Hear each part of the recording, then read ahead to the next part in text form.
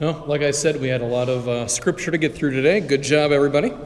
I'll be as quick as I can, but I do want to give you a little bit of understanding of what Palm Sunday is really all about. And I want to start by sharing a little something that I read in my prayer book about 2 weeks ago. This is from an Easter letter by St. Athanasius. He said, "True joy, genuine festival, means the casting out of wickedness.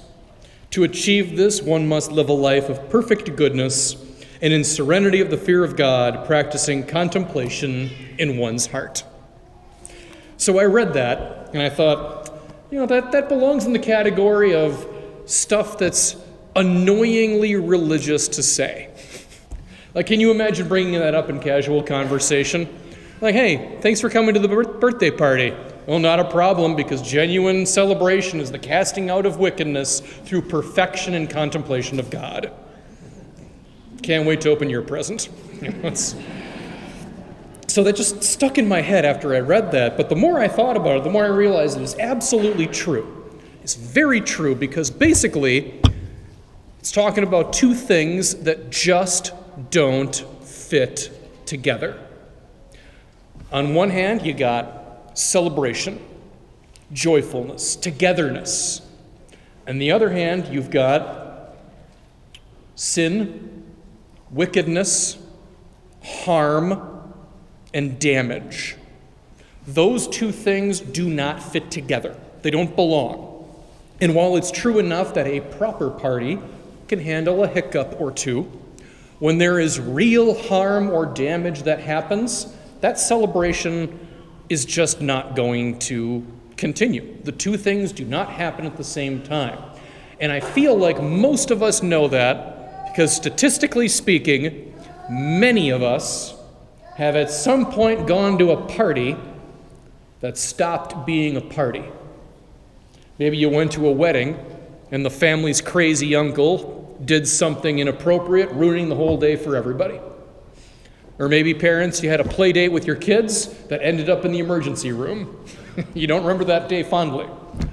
For my family, classic example, very, very clear. Definitely many years ago, Christmas Eve. My parents were hosting the party, which was normal. And the party was fine. It was a perfectly normal Lopina Christmas. Unfortunately, one of my cousins got plastered drunk at this party.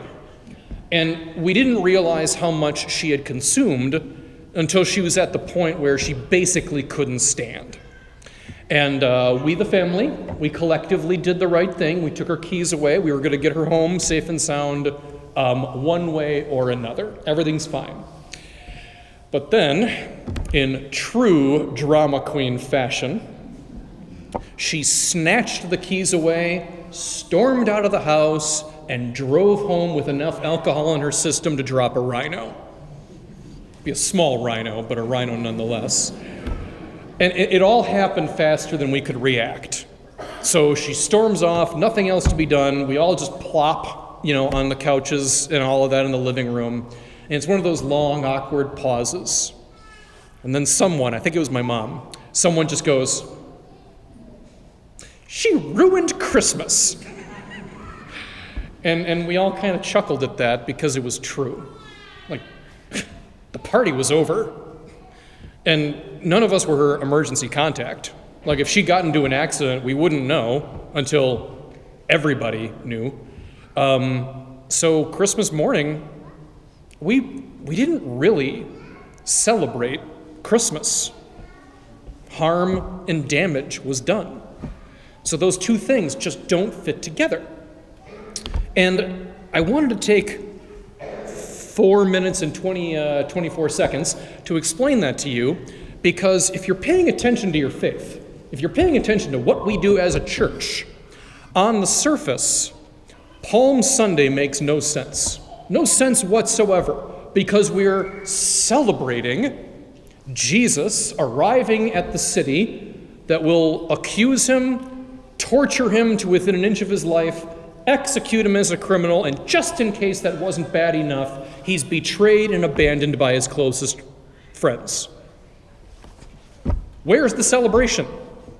Where's the cake? Why are we celebrating this? And the answer to that is you got to look a little deeper. And it comes back down to what Athanasius was saying. It's about the casting out of wickedness. The reason we can celebrate Palm Sunday, unironically, is because Jesus is ultimately successful in casting out wickedness. He enters Jerusalem, not because he's on vacation. He enters Jerusalem for the salvation of all mankind. So it's a story in Holy Week that starts happy, and it gets real sad real quick, but it ends victoriously and happily. And sometimes the story is so sad we have trouble remembering that it is in fact a story with a happy ending. So we celebrate Palm Sunday as the beginning of Holy Week. We've got some ugly business to take care of, Good Friday being the pinnacle, of course. But then it ends on a victorious note. So remember that we never celebrate Palm Sunday, we never celebrate Good Friday without also celebrating the victory of the empty tomb, which is Easter.